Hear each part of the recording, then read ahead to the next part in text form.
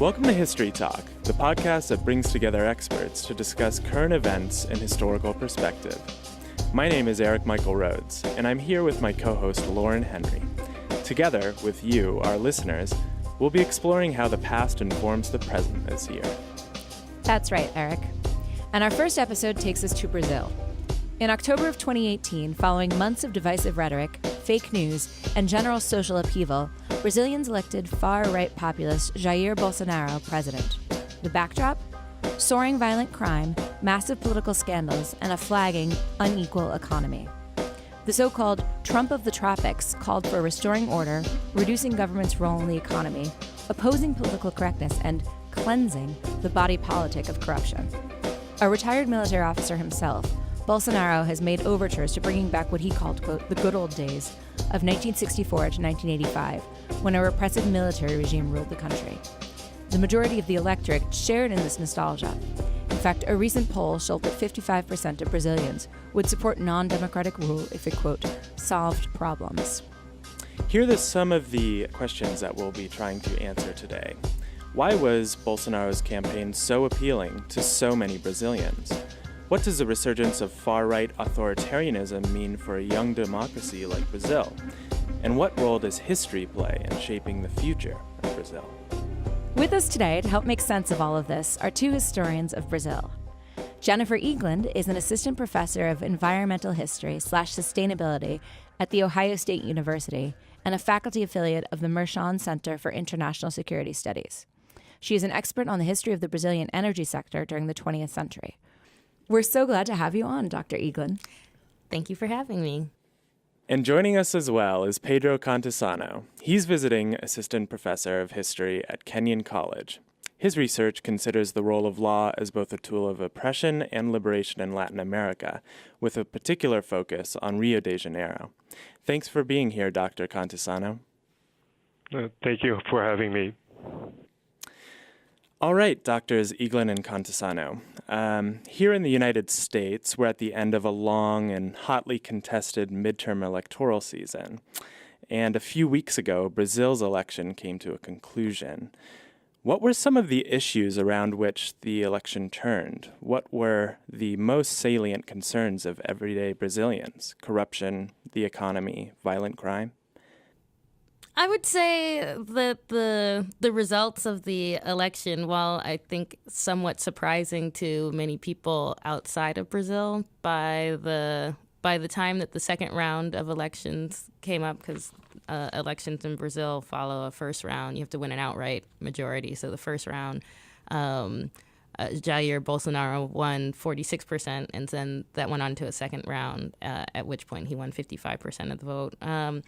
I think by the time it got to the first round, many Brazilians didn't actually think that a second round would be necessary. They thought that Bolsonaro would win an outright majority in the first round, which is a significant shift in the kind of expectations of the election from even early on in the summer. And I would say certainly a kind of exhaustion with corruption, all three of the things that you already mentioned, right? The corruption, the economy, and violent crime were dramatic factors. I think one should add Bolsonaro was actually stabbed. I believe it was back in September. And I would consider that one of the turning points when I think the Bolsonaro train really started rumbling. But I would love to hear Pedro's opinion.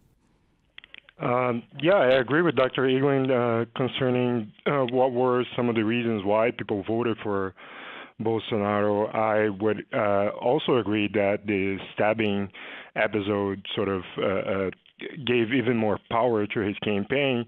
But we have also to consider the fact that Lula da Silva, who is the Workers' Party leader and was president of Brazil for 2 terms, He was arrested in April 2018. So with Lula da Silva out of the picture, the Workers' Party had to sort of make a candidate or create a candidate out of nowhere. They didn't have their prime candidate anymore, and that wasn't enough. I mean, Lula da Silva wasn't able to transfer all his popularity to the Workers' Party candidate as well. And I would actually add, I mean, I completely agreed with that comment, but Lula's popularity was ever declining as well. So by the end of the election, the association with Lula became ever more toxic for the leading PT candidate, Haddad. What segments of the population did Bolsonaro primarily draw his support from? That is to say, what does the average Bolsonaro voter look like?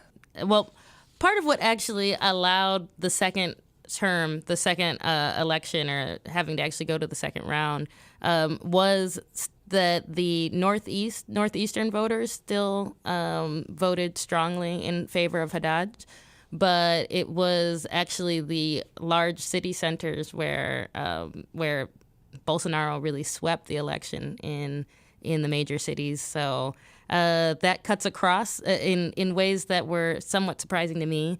It certainly cut across economic and social structures in ways that Bolsonaro maybe had not expected either. Dr. Cantisano, what are your thoughts about the kind of profile of Bolsonaro's success? And is it different from other sort of political movements in the past? Or is he following kind of regular divisions within the Brazilian electorate? Well, I mean, the regional divide that Dr. Eaglin mentioned it was certainly clear at the end of the election when you looked at the map of where Haddad won and where Bolsonaro won. I would add to that, yes, there was a cross-class kind of support to Bolsonaro, leaning towards, though, to the middle and richer parts of society. But with the popular sector, with the poorest parts of those big urban centers, Bolsonaro capitalized on the rise of evangelical churches as really political sort of environments in which pastors and other religious leaders were campaigning for him. So this is a political project that has emerged recently in Brazil. Not the churches themselves, but the churches as a sort of political arena in which people get together and vote for the same candidate. So he really capitalized on that, and all the evangelical, or almost all the evangelical vote went for Bolsonaro, and that's one of the reasons why he was able to catch this popular vote and steal some of those votes from the Workers' Party. Many in the media refer to Bolsonaro as Brazil's Trump. Do either of you think that that's an accurate comparison to draw, and in what sense? I actually would say that he benefited from the image of being the Brazilian Trump. I certainly see a lot of similarities in a disregard or a utilization of popular media, a disregard for traditional political politics, party politics. But at the same time, I actually think it's a misrepresentation of Bolsonaro and the fact that he's actually been in politics for 30 years. And so in some ways, as he campaigned as an outsider to clean up the Brazilian politic, then I would say he, unlike Trump, who legitimately had not had extensive experience in politics, somewhat problematically, that's actually not an accurate representation of Bolsonaro. So what do you think Bolsonaro gets from taking on this sort of outsider, this mantle of outsiderness? What do you think he gains from that, or how did that play out in the election? Well, as Dr. Cantisano already noted, the toxic nature of the Brazilian politics at this point a complete disillusionment with the Petrobras scandal and with its subsequent expansion into the PT, into the which also contributed to Dilma Rousseff's former president Dilma Rousseff's impeachment. And it's continued kind of rot into association with current president Michel Temer, are all things that made made the image of a candidate outside of the traditional Brazilian political structure even more appealing to Brazilian voters. Well, I think Bolsonaro and Trump, they are both personalities that embrace certain misogynist points of view in society, and they attract a conservative vote by quote unquote saying whatever they want to say and represent themselves as the sort of bold guy that can say what the population wants to say but can't because of the dictatorship of the politically correct, right? So they both present themselves in that way. So in that way, they're similar. The press in Brazil has also compared Bolsonaro to other world leaders, such as Rodrigo Duterte from the Philippines, because they expect Bolsonaro to wage a sort of clean-up campaign against corruption and violence that might remind us of what Duterte is doing in the Philippines, a very violent one, one that doesn't respect due process or any sort of legal procedures in order to put alleged corrupt and criminals in jail. So that's another comparison that has been made in Brazil. Mm-hmm. Mm-hmm. One thing that I think is also interesting is the sense that I get from the way that you've described it, that in many ways there's a commonality in a sense of almost weaponized nostalgia.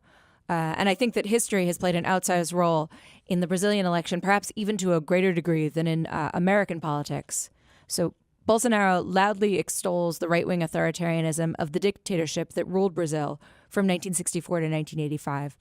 For our listeners who might not know very much about Brazilian political history, what enabled the dictatorship to take power in the 1960s?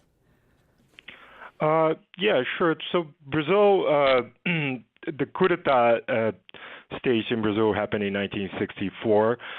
It was there are several reasons to that. One of them is, of course, the Cold War context and a sort of anti-communist fear in Brazil, especially after the Cuban Revolution. Latin America was sort of became one of the big stages of the Cold War.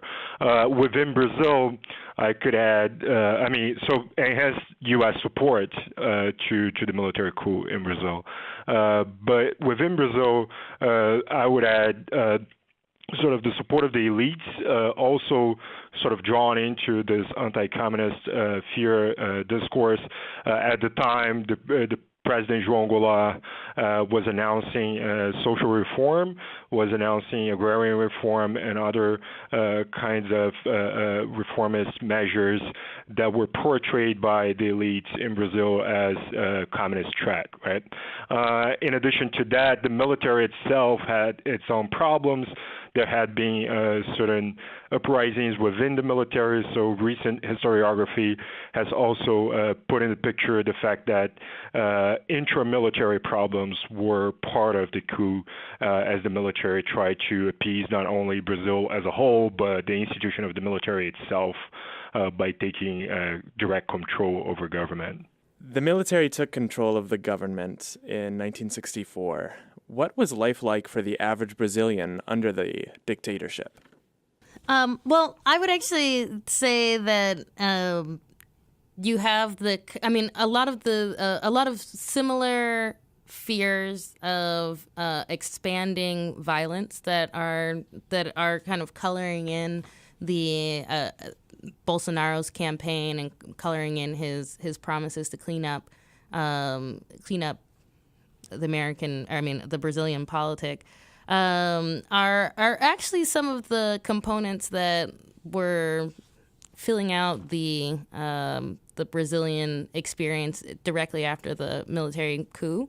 So you had a large campaign to clean out opposition, and that opposition, broadly speaking, was kind of generalized into this communist threat or to this kind of anti-institutional threat that justified the intervention of the military in '64.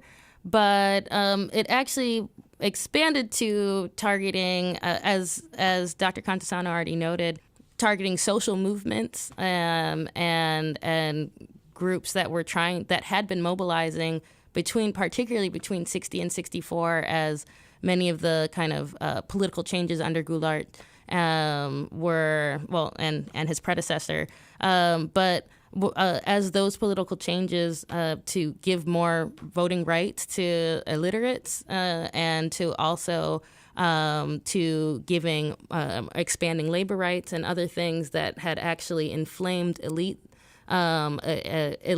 fears of particularly land reform. And so these are some of the kind of underlying components that then under the military dictatorship, this kind of especially intensifies in the first maybe 4 or 5 years of the dictatorship, but they lead kind of a broad sweeping violent repression of all kind of opposition to the government or to the military government. And those are some of the things that I think Bolsonaro has actually successfully mobilized. The fears of present day violence in Brazil, which has reached unprecedented levels, that's part of what has kind of legitimized this rhetoric of this nostalgia of the military dictatorship controlling violence, even if they were actually expanding violence in a lot of ways. So. Mm-hmm. Yeah. So how is the military dictatorship remembered in Brazil? And is there any differences in the way that this period has been addressed in Brazilian politics and memory versus other South American countries that also have a history of dictatorships, like, say, Argentina? Well, Brazil dealt with or started dealing with the memory of the dictatorship fairly late. I mean, of course, the memory battles around what happened between '64 and '85 start as the dictatorship is still in power, but talking about government initiatives regarding the dictatorship, there were some sort of compensations paid to people who were put in exile and arrested during the dictatorship by the government. However, while countries such as Argentina, Uruguay, and Chile, very early on after the democratic transitions, established truth commissions to investigate the crimes committed during their military regimes. Brazil only established its own official truth commission in 2014 under Dilma Rousseff, who was herself part of the left-wing resistance to the dictatorship and was herself tortured by the military during that period. So when Dilma was elected president, one of her more clear and strong commitments was precisely to create a truth commission, and that was created in 2014. And they sort of opened up the archives of the dictatorship, and they did a similar work that was done in Argentina and Chile by investigating the crimes committed by the military and bringing back the memory of those who disappeared or were arrested and killed by the military during the dictatorship. The other part of this way of dealing with the past in Brazil regards prosecutions, right? So in Argentina, in Uruguay, especially Argentina, military men, officials, and other sort of lower ranks were prosecuted for crimes committed during the military dictatorship in Argentina, although this goes back and forth in the sense that Argentina also passed amnesty laws very early on. The overall sort of attitude of the judicial institutions in Argentina was to prosecute those who committed crimes during the dictatorship, and many of them are still in jail up to this present day. Whereas in Brazil, although there were some prosecutions, nobody was ever convicted by crimes committed during the dictatorship. So there's no stigma, right? So that's why Bolsonaro can go in front of Parliament during Rousseff's impeachment, as Professor Eaglin mentioned, and praise the name of a torturer, of the man who tortured Rousseff herself, because that man was never convicted. Nobody ever talked about him as being a criminal, as having committed crimes against humanity, as being a human rights violator from the official standpoint, although, of course, historians and others have denounced those crimes that happened during the dictatorship in Brazil. So that's, I think, one of the biggest differences between Brazil and Argentina, for example. Yeah, I completely agree with Dr. Cantisano's assessment. I think it's also worth kind of adding the political economic memory of the military dictatorship. So you have the military intervened to quote unquote rebalance or establish stability in an unstable political environment. Whether that is entirely accurate or not, whether that was created or there really was a communist threat, all of these things. That's part of the rhetoric that justified the military dictatorship entering.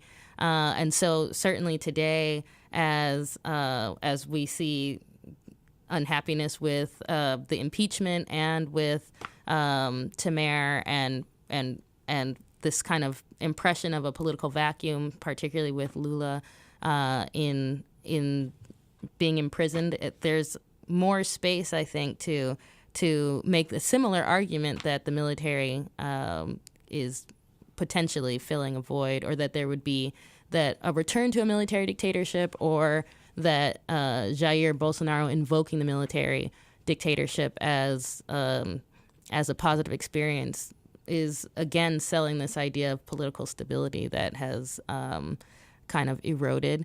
And then I would also add that Brazil experienced a lot of economic growth under the military dictatorship, and so as the Brazilian economy has fallen into one of its worst recessions since the dictatorship, I think that also is not entirely accurate, but is repurposing and or shifting the kind of dialogue around what the military dictatorship represented in ways that, or at least some of the successes of the military dictatorship, at least for a period, because actually the dictatorship collapsed in the midst of a horrible economic implosion. But it is easier to say there was a lot of economic growth under the dictatorship. Notwithstanding all of that catastrophe towards the end of the dictatorship, this was the period of the Brazilian miracle, right? I mean, there were significant economic gains made during the dictatorship, which makes it a complicated question, right? So when did the downfall of the dictatorship begin, and for what reasons?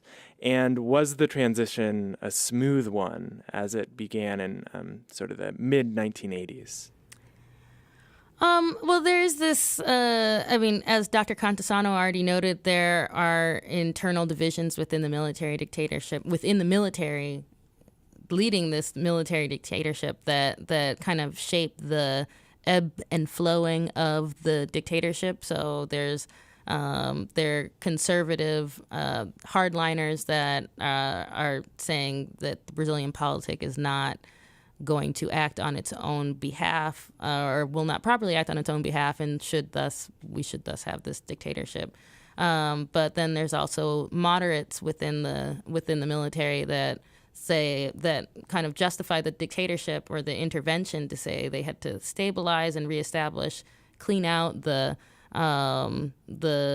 opposition, clean out the threats of communist threats and et cetera, after which the Brazilian politic could return to democracy, right? And so under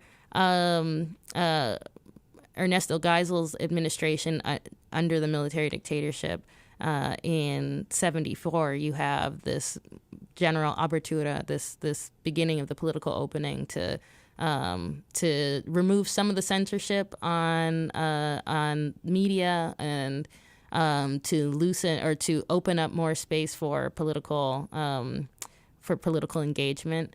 And that was rocky in the fact that some of that went well, some of that then leads to another clamping down on political dissent. But this, I would say, is the very slow beginning of the transition back to democracy. This is going to accelerate in the 80s as the Brazilian economy hits some really, really ugly road bumps.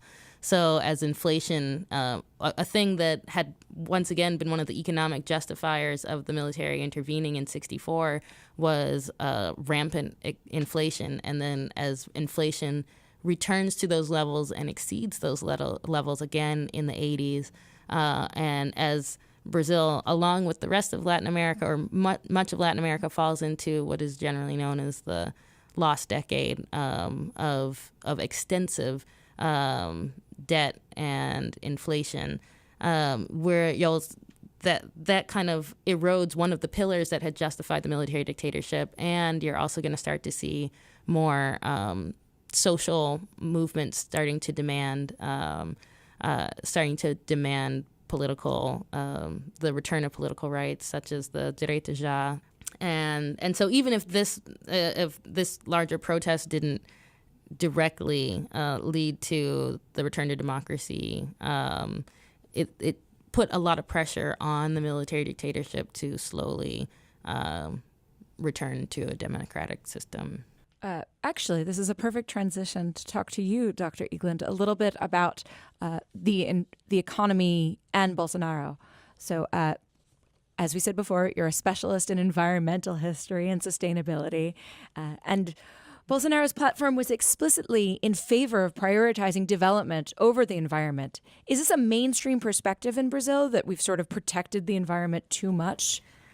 Well, it's very interesting talking about it as we're also talking about the comparison to the military dictatorship, because the main agenda of the military dictatorship was development over everything, right? And certainly within Brazil, there has historically been, on the one hand, a very cogent kind of activism around the environment.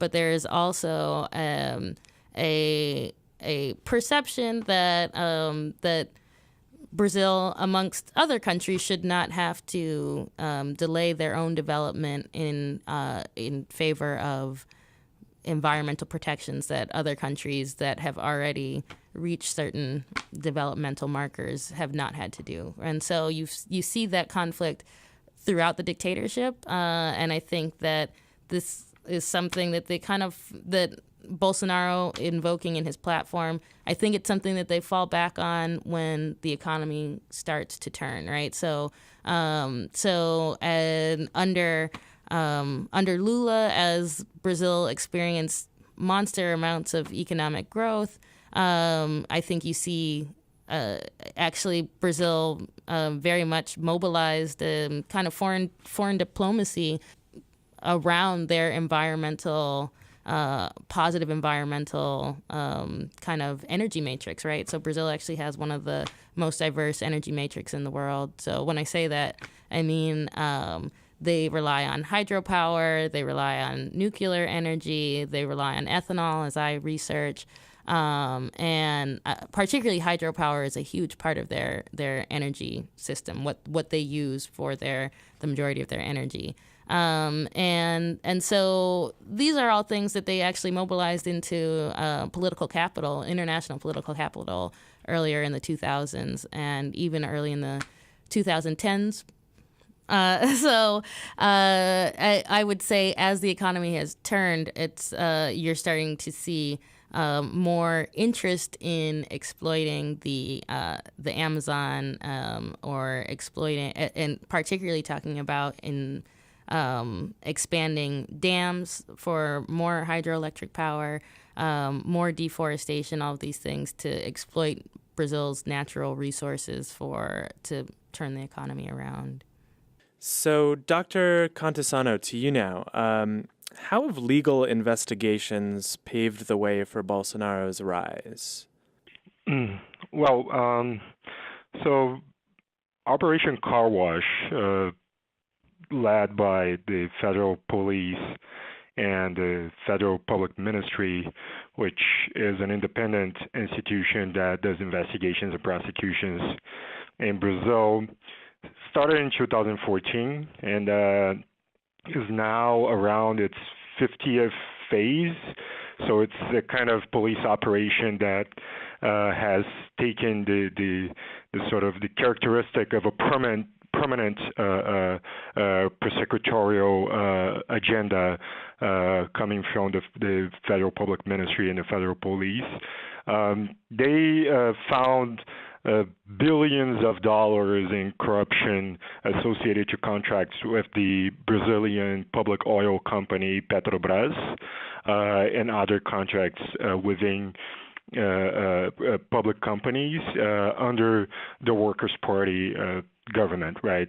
They also found that this kind of corruption scheme had been in place since the military dictatorship. However, I must point out that the 1988 Constitution that came out of the transition process and the Workers' Party government itself both empowered those institutions of investigation to sort of create transparency and accountability within government. So that's one of the reasons why it's under the Workers' Party government that those things emerge to the public, right?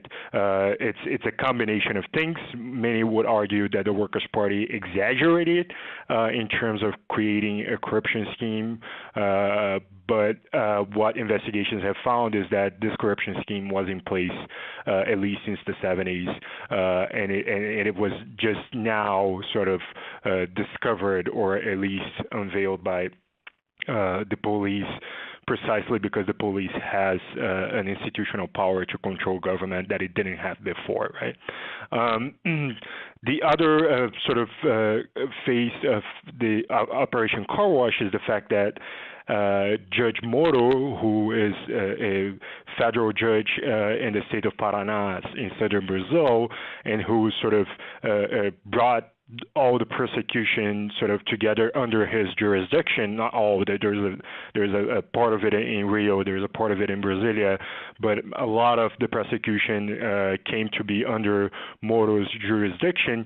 He is himself a fan of the Clean Hands operation that happened in the 1990s in Italy, that sort of set out to wipe Italy of corruption, and he actively used the press and sort of sought popular support for the operation in order to keep it going. So Moro politicized the operation by seeking popular support, by using the press, and by even sort of doing certain illegal acts, such as publicizing audio records of President Rousseff during the impeachment process.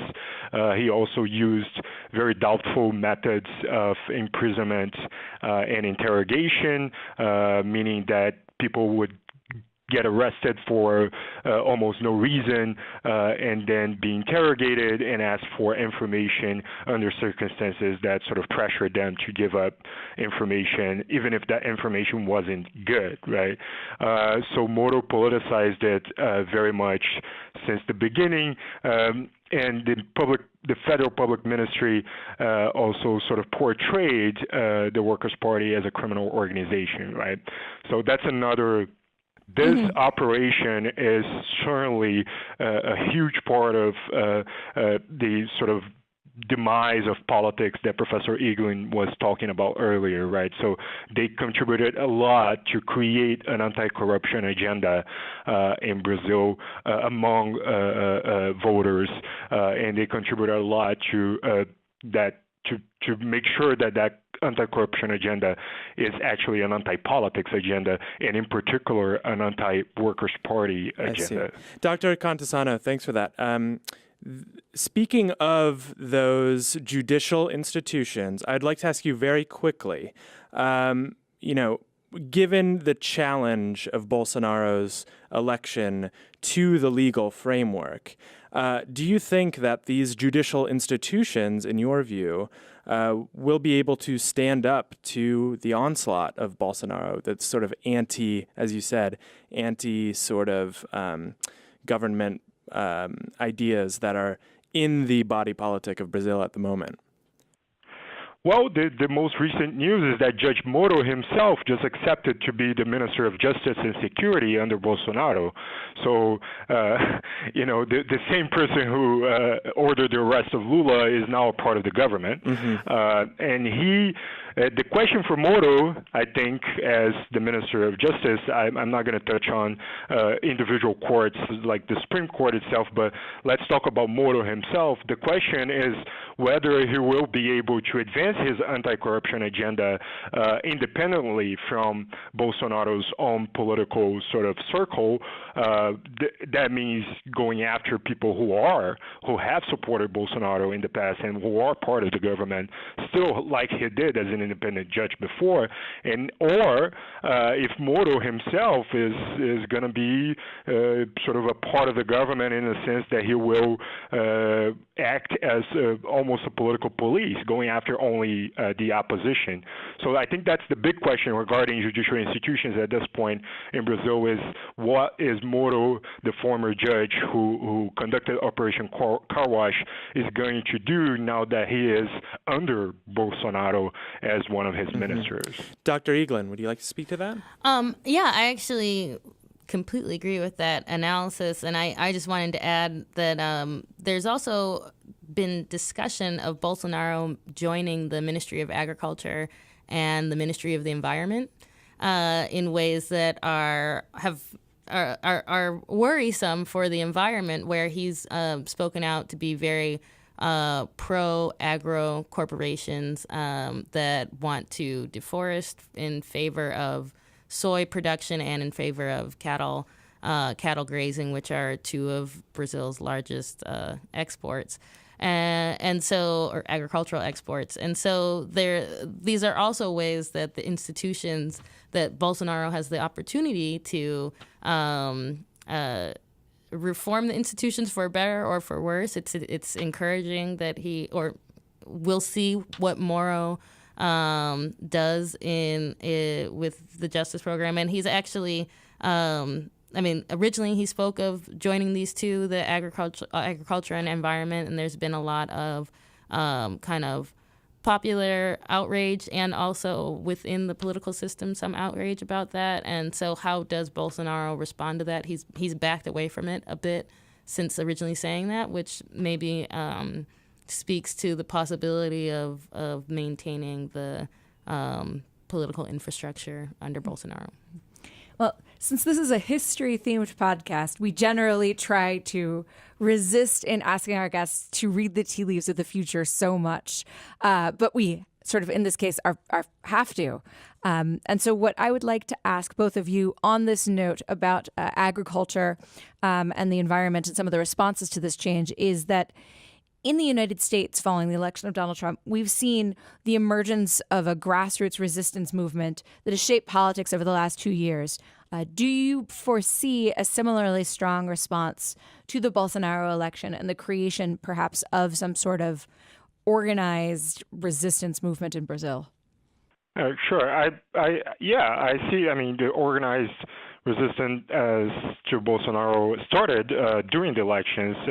One of the sort of leadership movements, one of the movements that took a role of leadership to resist Bolsonaro was a women's movement, remembering the fact that he is an openly misogynist and has said outrageous things regarding women's rights. I see foreseeing the future, I think the left in Brazil has to sort of reconnect with its popular basis that was lost somehow during this election. I see legal resistance as well in courts, so similar regarding Trump, similar to some of the petitions that were brought against the Muslim ban here in the U.S. I see these kinds of sort of injunctions and petitions in courts being part of the resistance. I think the biggest problem is how to contain violence that is perpetrated by gangs, militia, and armed groups empowered by and sanctioned by Bolsonaro, especially against LGBT people, right? So this is one of the things that we haven't talked about yet, but during the election, political violence and violence against minorities, especially the LGBT minority, increased dramatically in Brazil, and this is one of those sort of sanctioned violence coming from the top that people have to learn how to resist. And I'm not sure yet how is that going to be possible, given that the police is a military police very much aligned to the Bolsonaro ideological perspective. So going to the police might not work at this point, and that there's got to be some sort of grassroots sort of communitarian defense and organizing to protect people from this kind of violence in Brazil. Dr. Eaglin?